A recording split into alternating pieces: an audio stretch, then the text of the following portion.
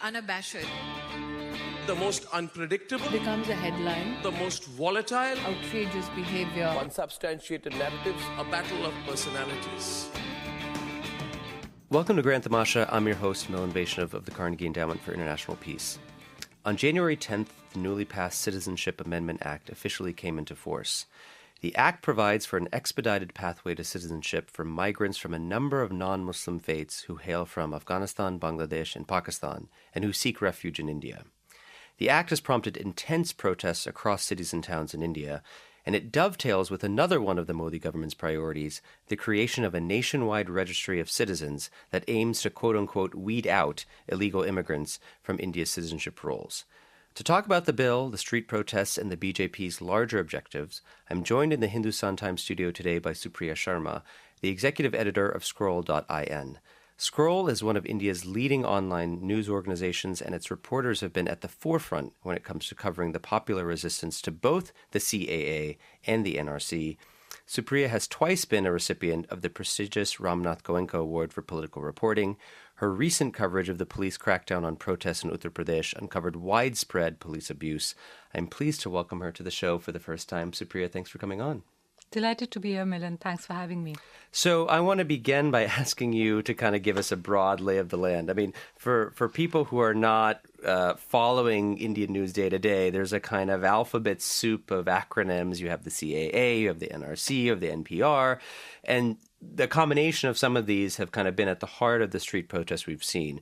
So maybe we can begin by just kind of stepping back a bit and explaining, broadly, how do these pieces of the puzzle kind of fit together?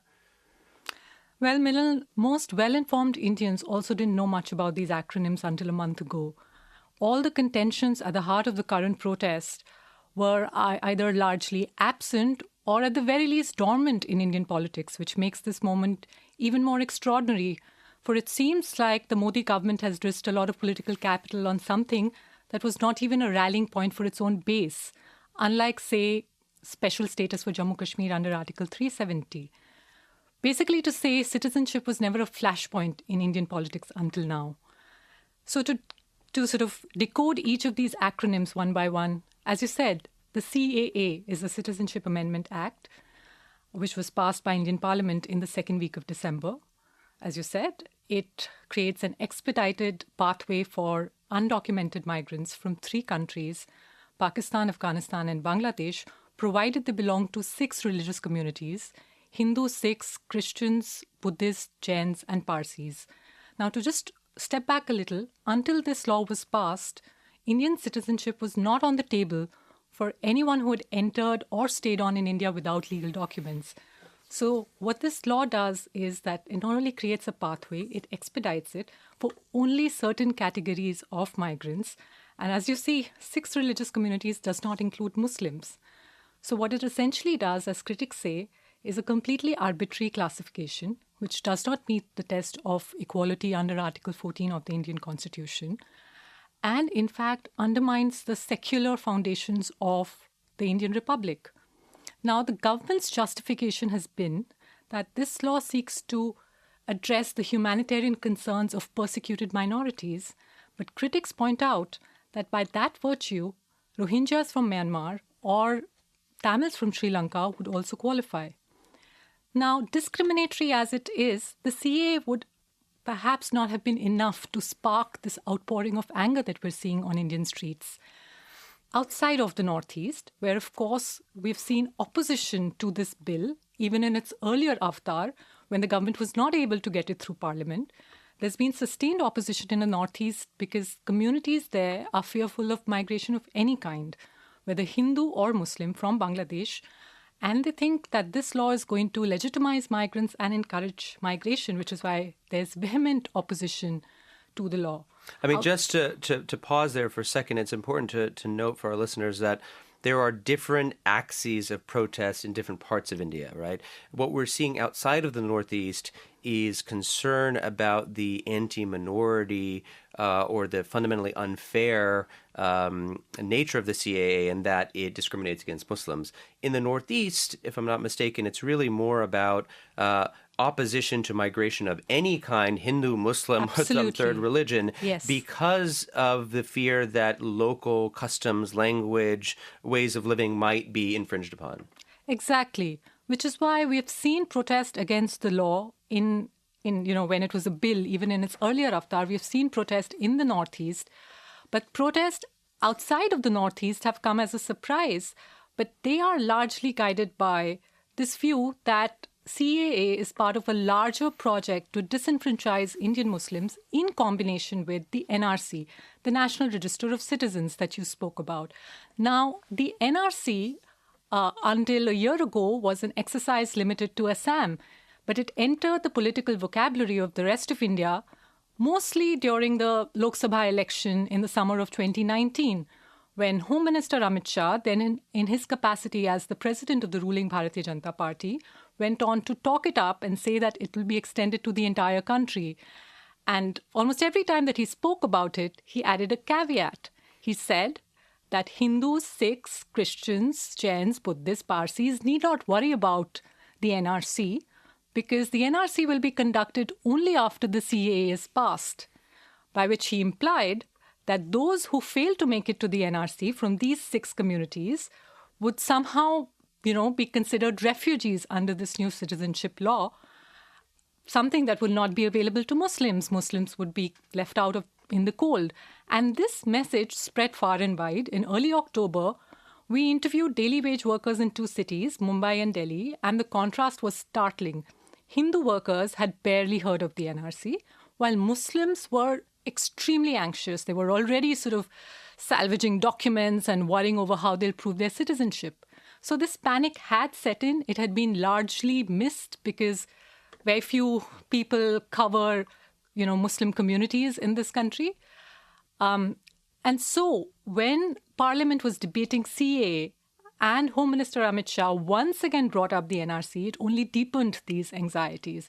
Of course, once the anxieties led to this sort of eruption of anger and we saw these widespread protests on the street, the government stepped back and Prime Minister Narendra Modi went on to declare that the government had actually never contemplated holding a nationwide NRC. Right, there was no plan in place. There is no plan to do an NRC, by which he contradicted Amit Shah.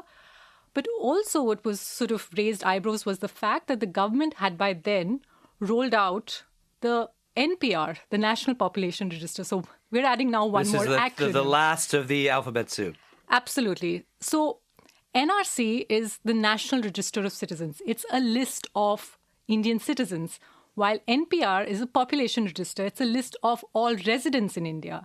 And it's basically prepared by a household survey, which has been done previously. It was done in 2010 by the Congress-led UPA government. But the key difference is that this time, the questions that are going to be asked as part of this survey are different. There is a question where respondents will be asked where their parents were born. So this is sort of strengthening the suspicion that NPR this time will become the basis of an NRC, which is something that has not happened in the past. So NPR will be the first step to an NRC, and NRC, in combination with CAA, will leave Muslims vulnerable to losing their citizenship. This is the fear that has actually sparked these unprecedented protests that we have seen all through December and now halfway into January. And you really kind of have to understand the 3 of them in conjunction. We're talking right now in the nation's capital where protests and various forms of civil disobedience are raging in opposition to this triumvirate.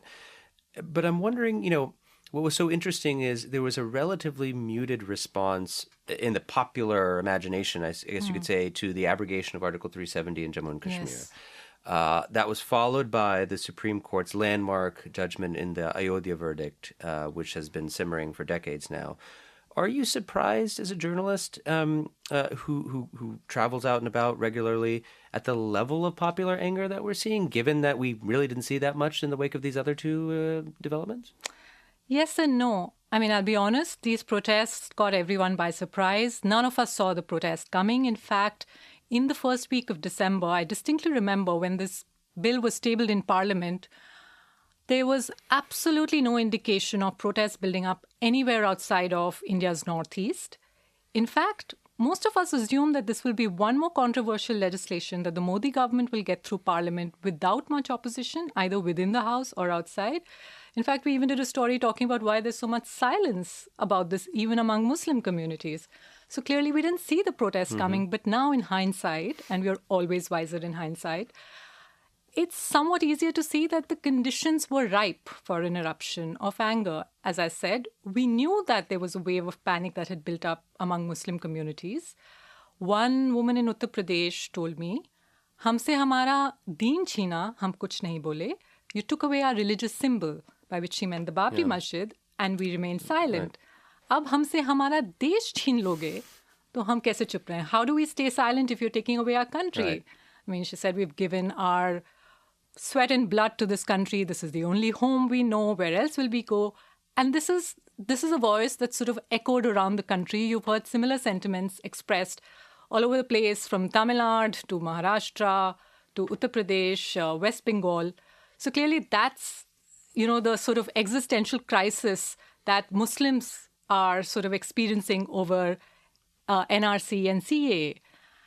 There's, of course, also a lot of angst among a small section of, liberal Indians who have been worrying over the undermining of India's secular fabric. There was resentment over, kind of concentration of power in Modi and Shah. Also, let's remember, the economy is not in a good place. Food inflation was at a 6-year high in December.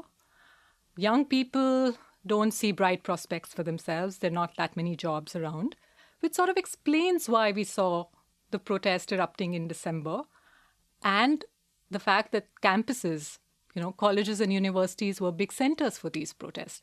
So while we didn't see the protests coming, now in hindsight, it's sort of easier to make sense of why all of this happened. So you mentioned Uttar Pradesh. So I want to transition to talking about that for a bit. You've written extensively on the ground about protests in Uttar Pradesh and the state's subsequent crackdown on protesters. We know that as many as 19 Muslim men have died in UP as a result of police action. This, I think, is the single biggest clutch or set of casualties we've seen as a result of the recent protests. Take us inside, if you could, and tell us, how did the police respond to ordinary men and women who had kind of hit the streets to protest this act? So, Milan, now the latest update is that the death count is up to 24 in Uttar Pradesh.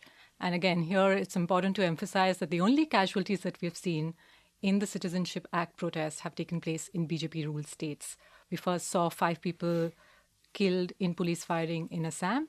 Then there were 2 deaths reported from Karnataka, which is again BJP-ruled. And as you say, the maximum casualties have been reported from Uttar Pradesh. Now here, it's sort of important to understand how Uttar Pradesh dealt with the protest in a completely different way. What it did was it imposed a sweeping ban on public meetings on December 18th. Now, it used a colonial-era provision, which is essentially meant for local law and order keeping, not for imposing a statewide ban. What it did was it outlawed any gathering, even a peaceful one. Now, we have seen very large protests in many parts of the country being staged peacefully, so there's no reason to believe that those could not have happened in Uttar Pradesh. But by imposing this ban under Section 144, what Uttar Pradesh did was sort of set the stage for a confrontation between police and protesters, which is what exactly happened in Lucknow, for instance, on December 19th. On the same day, however, there was an entirely peaceful protest staged in Varanasi, in Prime Minister's constituency, where longtime activists, research scholars, students gathered to protest peacefully. As eyewitnesses told us, all that they did were hold up banners and shout some slogans. They were bundled into police vans, and the next thing that they knew was that they had been charged for violent rioting. So the sort of the response of the police and the administration in UP was even against peaceful protesters who've sort of had a long history of coming out on civic issues, and who are sort of well-established members of civil society in Varanasi, the response was excessive and disproportionate, that they were charged for violent rioting while there's really no evidence that they did anything as sort of even minor to disturb public order. The next day was Friday, the day that Muslims gather for prayers. Again, what was surprising was that the police was posted outside mosques even when there was no formal call for protest. This itself, say residents, created a sense of siege in Muslim neighborhoods. That they were being watched. That they're being watched. They thought that this was sort of an intimidatory tactic. They didn't see any reason why the police should be posted in riot gear inside their neighborhoods. And they say that this was a provocation for young people. In many places, Muslims allege that the police used batons, opened a lathi charge on them without provocation. Now, it's very hard to independently verify these allegations, but in one place, in Varanasi, we found a video recording which shows protesters being asked to sit down by the police. And these protesters, many of whom are young people, obeyed the instruction and sat down. And the next thing, there was a lathi charge on them.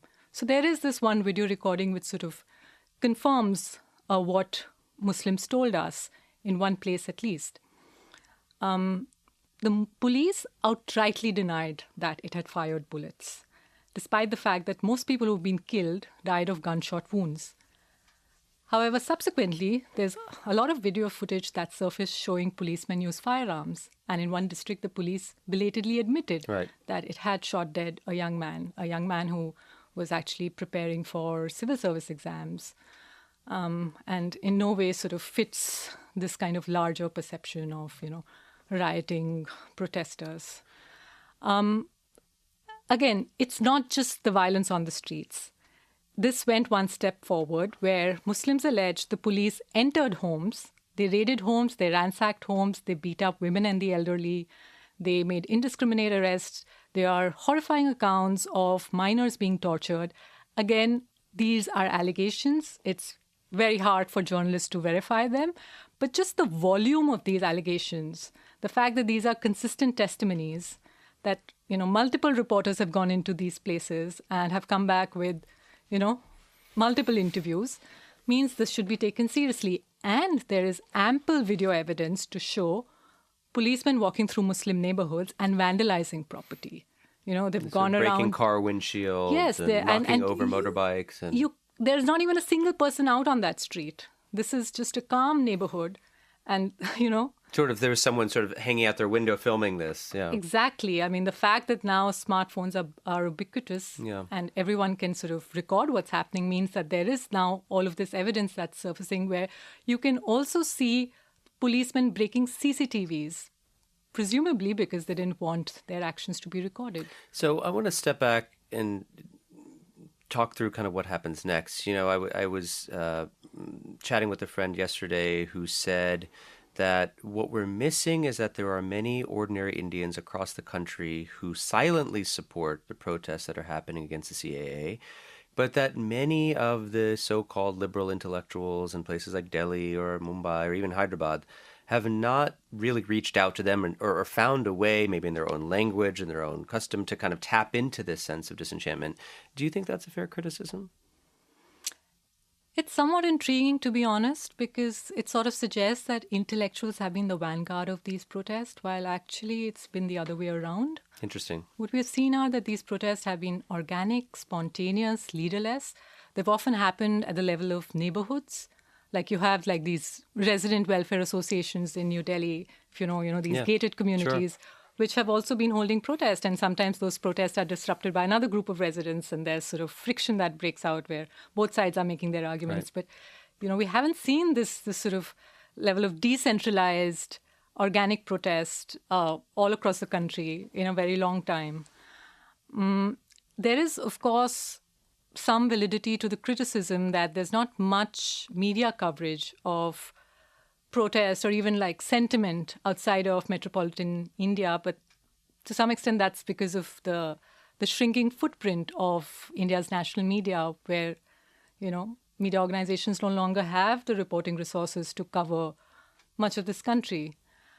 there is discussion also over whether these protests need to be synchronized, whether an umbrella organization needs to be created, some sort of charter of demands should be drafted. But like a lot of people think that the beauty of these protests is, they're fluid. Well, they're kind of organic. Yeah, absolutely. They're kind of unscripted nature. The larger question of what lies ahead, I think we should approach it with humility, given that we didn't see the protests coming. It's always like, an election analysis. You don't know what's going to happen, and then you spend the rest of your life basically saying, oh, this is why, the BJP won, this is why the Congress Exactly. lost. I mean, we didn't see the protests coming, so to say where they're heading is sort of a fraught exercise. But what we can say is that this time the BJP has been caught off guard. They weren't anticipating there'd be street protest, and that the street protest would have this, very interesting visual language where people are sort of holding the national flag, they're reading from the preamble, they're singing the national anthem, in a way that it's not easy for the foot soldiers of BJP to characterize these as anti-national, which is a pattern that we've seen in the past. So the BJP is sort of now taking stock, and they've rolled out this pro-CAA campaign. One funny leg of this campaign was asking people to make missed calls to a number to register their support for the law. But they're also holding rallies. There was a rally in Bihar yesterday where Adityanath, the chief minister of Uttar Pradesh, spoke. So they're going to sort of up the ante. They're going to try and educate at least their base, which was also really very ill-informed about this law. At the same time, we're seeing that the opposition is also crafting a response. Of course, 2 days ago, there was an opposition meeting which was not very well attended. However, the resolution that came out of it is significant. The fact is that 2 states have already issued orders to halt work on the NPR, and now Congress too has said it would do so. It has governments in 5 states. So altogether, about 8 states halting NPR, 1 state, Kerala, going to Supreme Court challenging the constitutionality of the law, means that we are really in for some sort of a, prolonged, stalemate over this. So it's interesting because you said the ruling party is kind of upping the ante, but at the same time, the government seems to have kind of slowly walked back its more strident language on the need for a nationwide NRC. And it's trying to encourage ordinary Indians to take part in this NPR process without fear that this is somehow going to eventually result in their disenfranchisement. I'm wondering, do we know enough to say whether this is kind of a strategic shift of priorities, that they've taken cognizance of what's happening, they've redirected, or more of a kind of short-term tactical measure meant to essentially nudge people away from taking to the streets in protest? Well, most protesters see this as a tactical move, because all the statements emanating from the government, whether the Prime Minister, the Home Minister, the Law Minister, any senior functionary, has been that there is no move to conduct an NRC right now. But the emphasis is right now. Right. In an interview, a recent interview on a Hindi television channel, when the Home Minister was pressed on the subject, he was sort of stuck on this. He said, NRC abhi nahi hoga. Won't happen right now. But he never said NRC kabhi nahi hoga. Right. It won't happen ever, which is what protesters want to hear. Right. So protesters see this as a tactical move, sort of a move to get them off the streets for things to calm down. And it doesn't really square off with anything that we have heard in the past, because on countless occasions, the Home Minister has said, and I've also heard him say this in a political rally during the recent Maharashtra elections, that there will be an NRC before 2024. So his statements just don't square off. So let's just assume for a second that whether it's in 2 years or in 3 years or in 5 years, we have a nationwide NRC. It comes to fruition. There are millions of Indians, who are deemed to be illegal, stripped of their citizenship. I'm wondering what we know about what happens next, right? So Bangladesh claims it is under no circumstances going to absorb large influx of people from India. We have evidence, Scroll has reported this, others have as well, that there are these new detention centers that have come up, but they're relatively few in number. They don't have the capacity to house millions of people. Do we know what the actual endgame of the NRC is? So let's just say, for your argument, that 5 million people are left out. Do we know what happens to them? No one knows, Milan. That's really the frightening situation which has caused such panic around the country.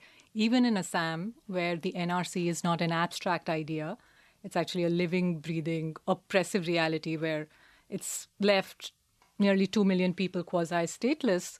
Even in that state, no one knows what lies ahead.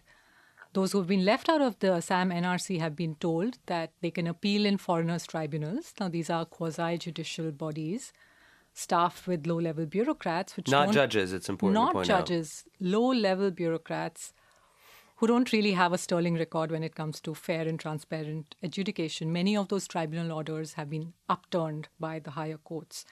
But what results from a tribunal order declaring someone to be a foreigner is that they have been sent to detention camps where living conditions are abysmal.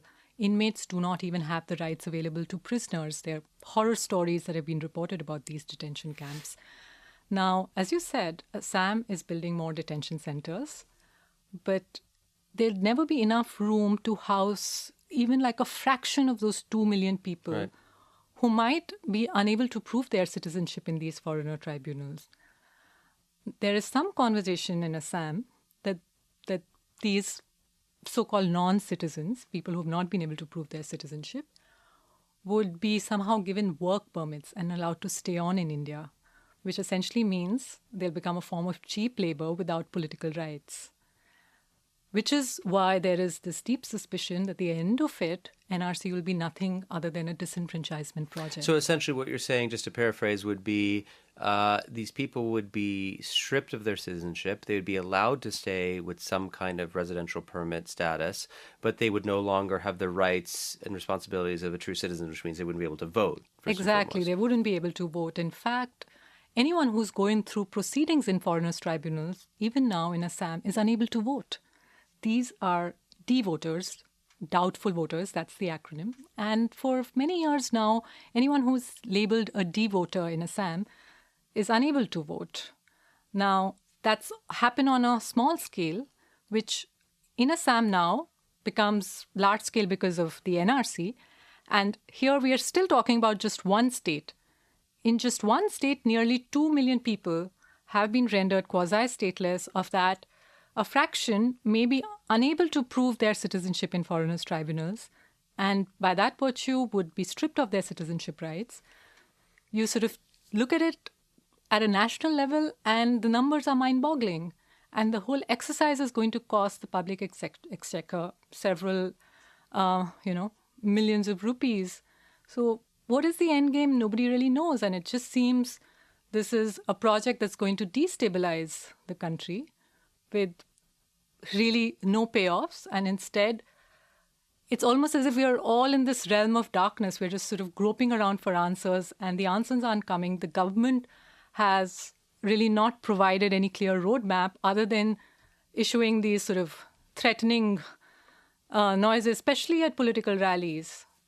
The fact that at political rallies, Amit Shah has consistently spoken of an NRC, at a time when it is perceived as a dog whistle against Muslims.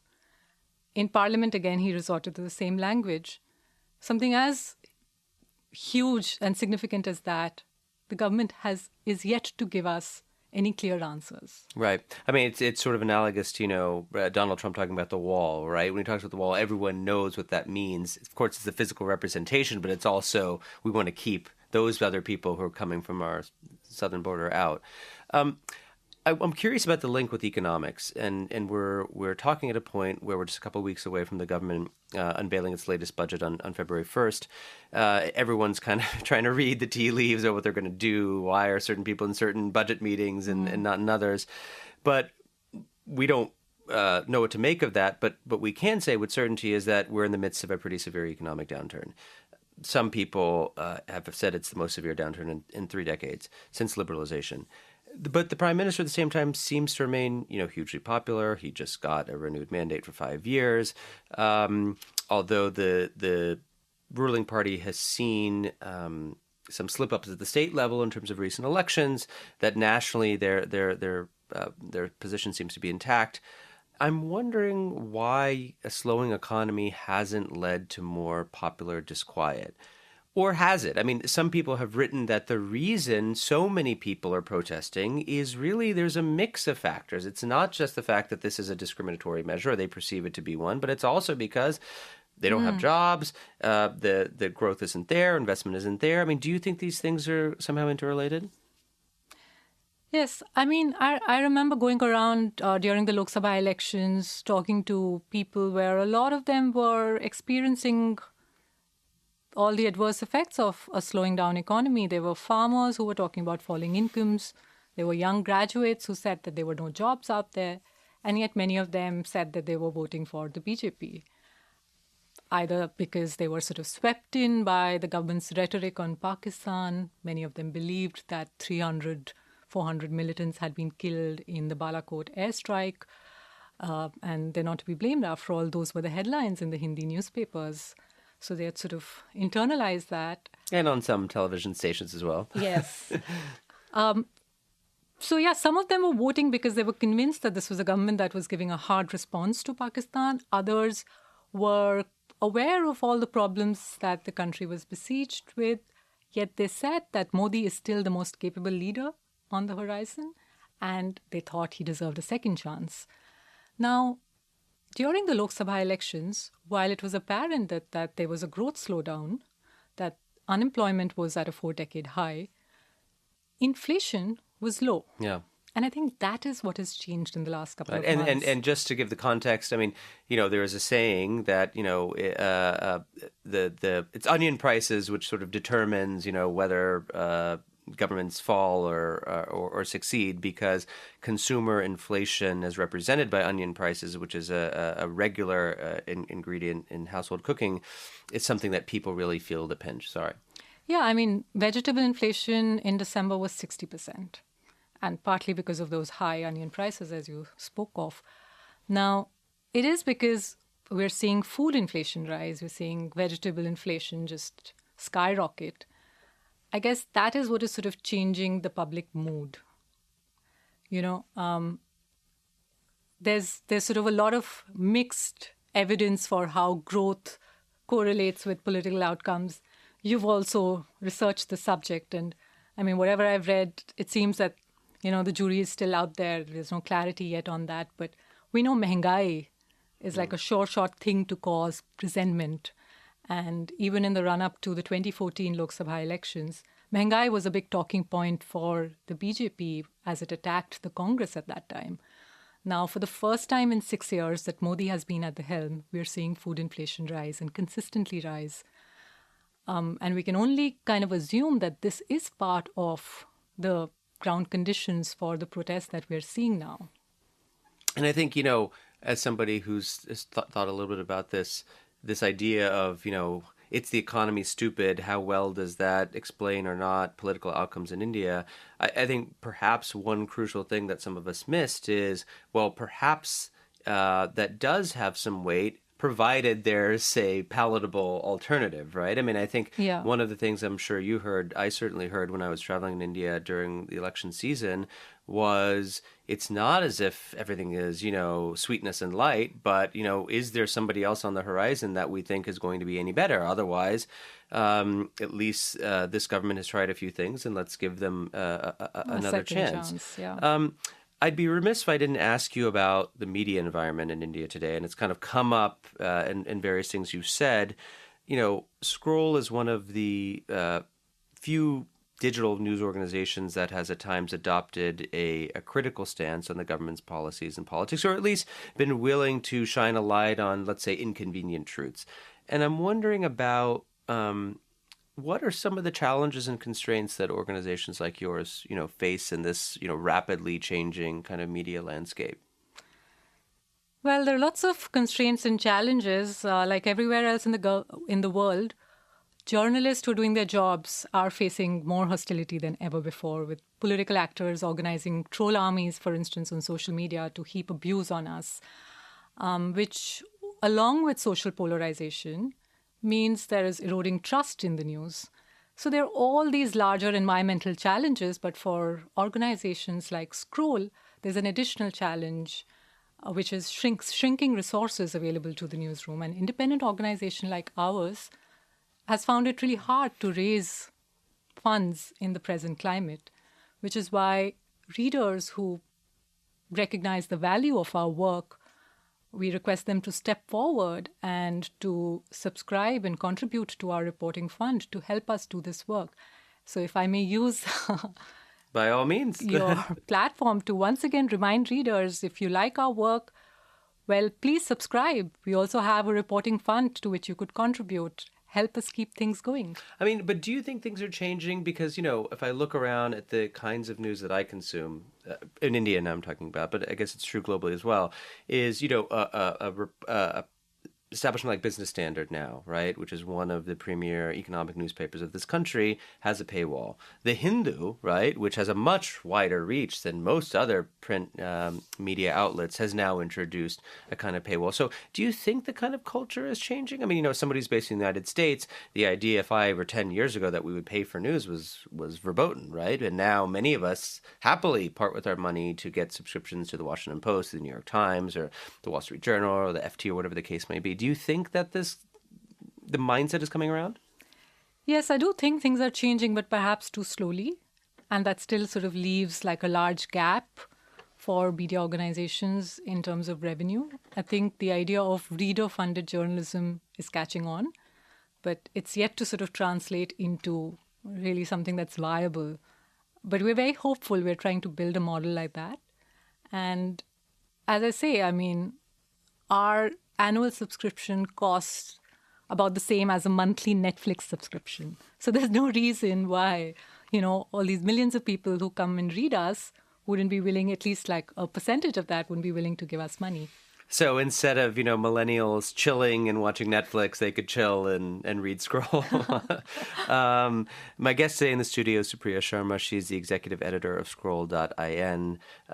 Thank you for your reporting and for coming on the show. This is a very fast-paced, fast-moving series of events. Undoubtedly, there are many other chapters that we could talk about in the coming weeks and months, so we hope that you can come back and give us an update on what's happening on the ground. I'd love to do that. Thanks so much for having me here. Thanks. Grand Tamasha is a co-production of the Carnegie Endowment for International Peace and the Hindustan Times. You can find us on iTunes or wherever you get your podcasts. Don't forget to rate and review. It helps others find the show more easily. For more information about the show and to find the writing we referenced on this week's episode, visit our website, grandtamasha.com. Production assistance comes from Megan Maxwell and Rachel Osnos. Tim Martin is our audio engineer, and Lauren Dueck is our executive producer. Thanks for listening, and see you next week.